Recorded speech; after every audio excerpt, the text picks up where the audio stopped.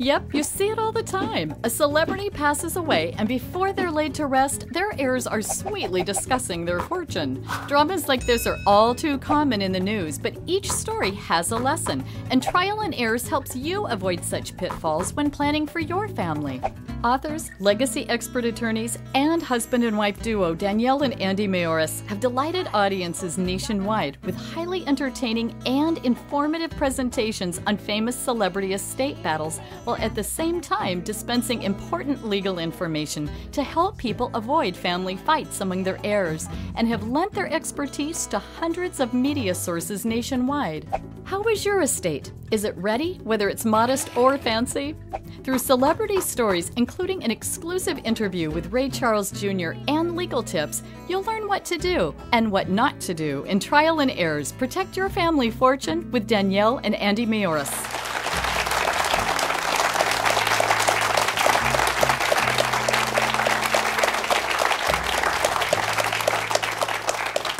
We want to welcome everyone here today. I'm sure that you've all heard of the billionaire Leona Helmsley. Some people called her the Queen of Mean. She left $12 million to her dog, but unfortunately for her little dog, it was slashed to a measly $2 million. And we know all about Anna Nicole Smith, right? She married an 89-year-old Texas oil tycoon and then famously battled her stepson for a piece of the billion-dollar estate. That fight went to the United States Supreme Court not once, but twice, and lasted for more than 15 years. And don't forget about Jimi Hendrix.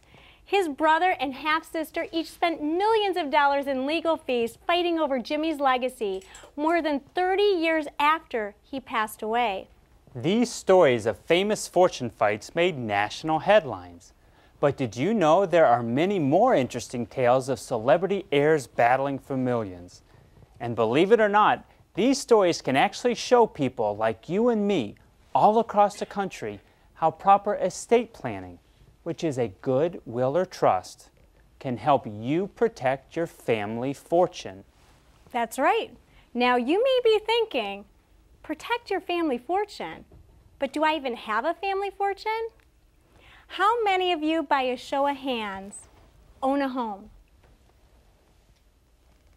Anyone own life insurance?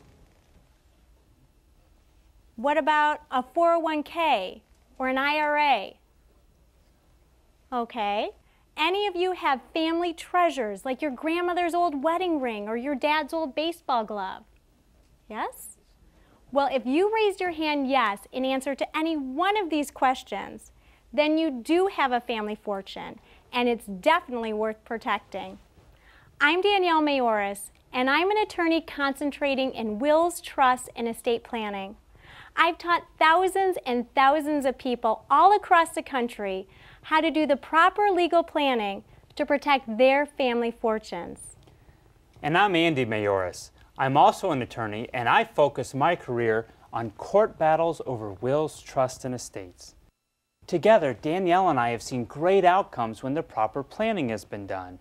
But we've also seen very bitter court fights that rip families apart. We don't want this to happen to your family. Our goal today is simple.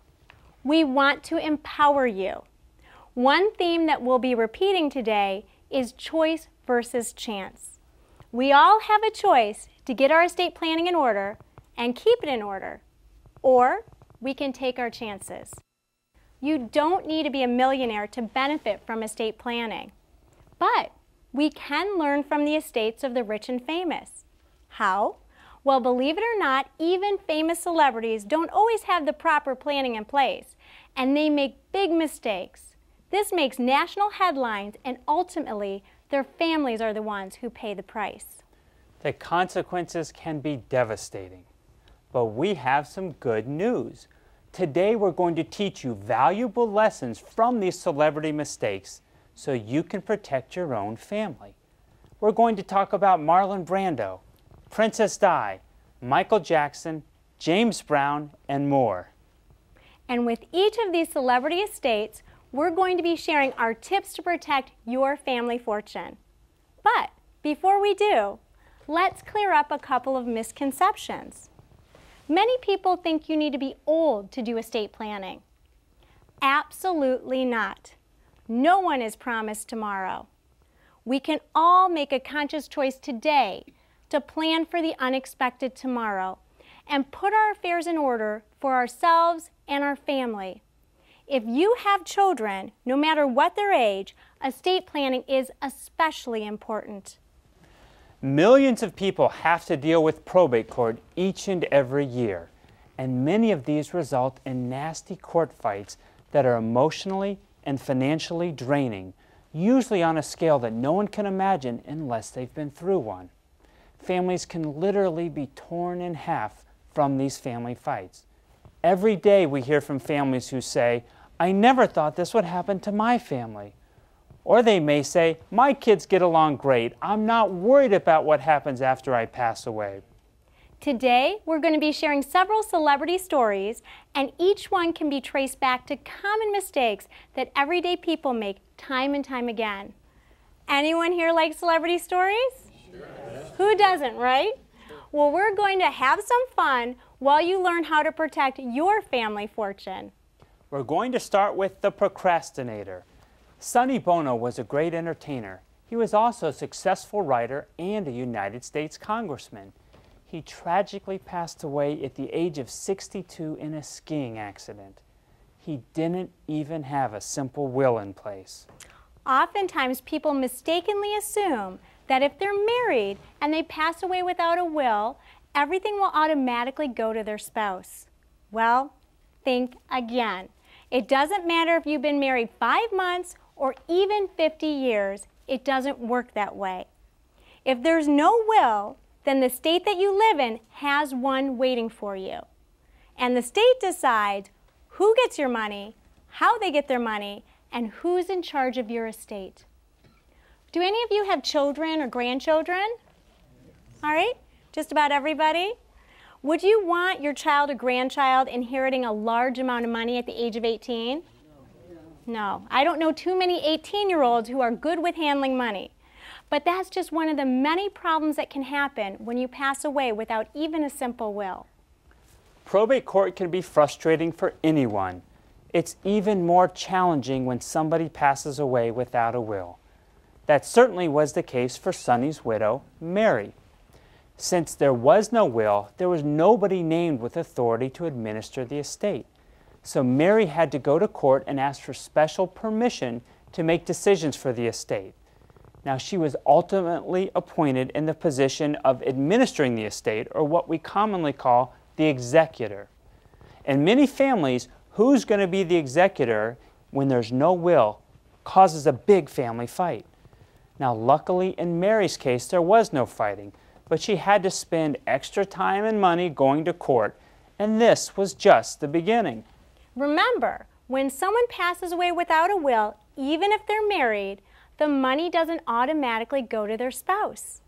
In Sonny's estate, the assets were divided between Mary, the children she had with Sonny, and Sonny's children from prior marriages. And on top of all this, Mary had to send out notices to creditors.